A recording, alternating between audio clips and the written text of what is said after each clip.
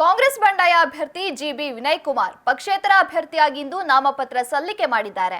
Congress ticket ಆಕಾಂಕ್ಷಿಯಾಗಿದ್ದ Vinay Kumar ಜಿಲ್ಲೆಯಾದ್ಯಂತ ಪಾದಯಾತ್ರೆ ಮಾಡಿ ಜನರಲ್ಲಿ ಭರವಸೆ ಮೂಡಿಸಿದ್ರು. ಆದರೆ ಚುನಾವಣೆ ಘೋಷಣೆ ನಂತರ ಕಾಂಗ್ರೆಸ್ ಪಕ್ಷ ಡಾಕ್ಟರ್ ಪ್ರಭಾ ಮಲ್ಲಿಕಾರ್ಜುನ್ಗೆ ಟಿಕೆಟ್ ಘೋಷಣೆ ಮಾಡಿತ್ತು.